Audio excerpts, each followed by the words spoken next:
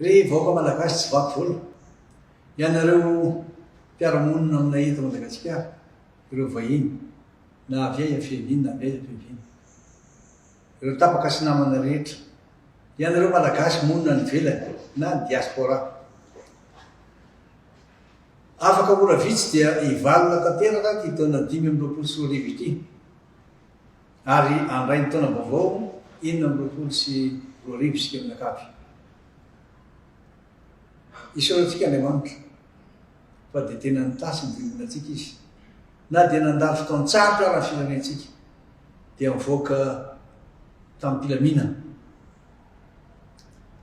rehefa miasa fanamasina dia momba antsika Andriamanitra satria izy miasa tanatsika izy ny tompony heritsy ny fahefana ka dia nisotra mpilaminana ary mendrim-piderana voaka malagasy tamin'izany fanovana isy teto amin'ny firenentsika izany taona vaovao no diavintsika fisainana vaovao tsy maintsy ananatsika ary fahavononana tanteraka tsisy fisalasalana matoky aho mino aho fa vitatsika manaova ny firenena malalatsika ity aitsika io fa mila fanovana toe-tsaina koa nefa mila fampandeferana ny andro koa fa nytoetrano tsy vitany rehetra ary isika miaraka no tena andrandraina mba ampombentsika amin'izany fanovana tadavitsika izany amin'ny farantaona toy izao tokotra no ahafahantsika manao jeritodika milasa amiza safisaintsika ireo zavatra nety sy tsy nety ary indrindraindrindra hibanjinantsika ny ho avy mba ahafahantsika minakavy miasa miaraka ahitana fahombiazana ary tsisy zany fialonana na sakatsakana zany matoky aho mino ahy fa raha tena mitovy hevitra isika hoe firenena tompotovy firenena no jerevana zay natao lolarana fa tsy fitiavatena na fitiavan'ny parti politika ka manana ratsy ny sasany manenjika ny hafa aoka reo vaina ny toe-tsaina raha tianana firenena mandrosy firenena vanina isika tsy maintsy zay no tanjona akendrentsika vaina ny toe-tsaina fa tsisy mafy tsiraitra ny zoto matoky aho fa miemo ianareo manana fahavononana tanteraka isika anatanteraka zany fanovana eo amin'ny lafiny rafitra eo amin'ny lafiny toe-tsena eo amin'ny lafiny fifampitondrana amafisika tsara le fifampitondrana satria dia tena nahitany vahoaka faisany tanteraka misy ny taona maro zay nitondrandreo tolo io satria dia olona manana ny asa maizy azy zao no mijadrany amponja tsy fitana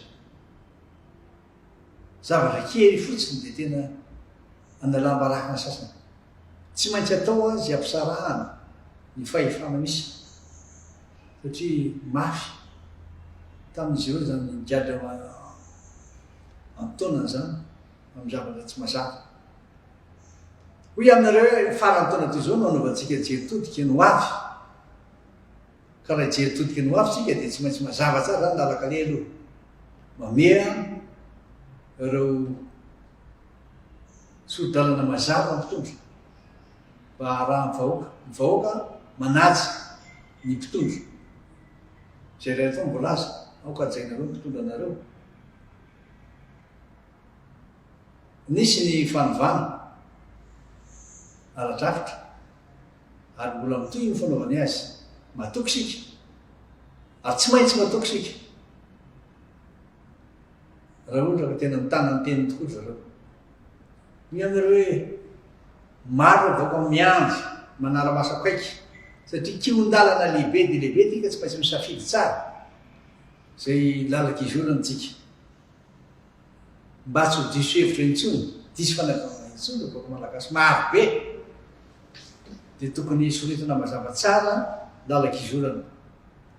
maro fanavoizana andrasany vaoka malagasy amin'izao fotoana zao mandritra ny titeteza mihitsy ty zany hoe ny lalana tena makany amin'ny fanavoizana marina satria mbola betsaka no tsy mazava ny olona izy tsy maintsy ataotsika zay isiny fampiresahana mazava ankitsy-po tsy manilakilaka fa tena mandray andraikitra ary mampiseho ny fahiana satria sanymen'andriamanitra ny fanomezako asoavany sika rehetra ka ay ampiasan'izany amin'izany fanomezako asoavany men'andriamanitra atsika zany ka ny fanahy masina irery any no avelatsika hitarika atsika mba hahatonga atsika hanampahendrena tsy irery tsy sehoseho fa tena toko maro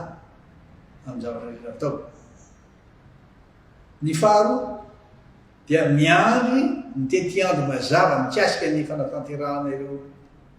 fampiresahana na concertation mivoaka malagasy nisy ny ambaratonga dia samby andray anjaran'izany daholo mivoaka malagasy. Miandry ihany koa ny fahatoavan'ireo solotenan'ny vondrona iraisam-pirenena toy ny vondrona afrikana ny sadeka tsy ireo akory nanao azy zany fampiresahana zany na ny dialogue malagasy fa ireo dia hitondra zay traikefany sy ny entimanana mba hifandrindra tsara ny zavatra ataontsika eto hitondra mbafaky sika mba tena hijoro amin'ny fiangonana azy reo FFKM zay nomena ny mandat anatanteraka izany. Ny fanavoaizana andrasana dia fanajana ny sotoavina mamalagasy mamerina indray ny fanjakana tandalana ary manaja ny zofototra ny mivoaka malagasy zany ny fanavoazana tena andrasan'ny olona ary dia tena mitaky fanovana toe-tsaina tsy eo amin'ny tsy eo mivoaka ihany fa koa indrindraindrindra amin'ny mpitondro. Ny azo lazaina mantsy dia tsy mbola tafidy fa tsara ao anatin'ny tena fanavoazana ny vahoaka malagasy na mpitondro. Mila fifehezan-tena maro matsotra tsara zany ary mila fitiavana resy lahatra fa ho an'ny tanindrazana ho an'ny mpiarabelona heverina fa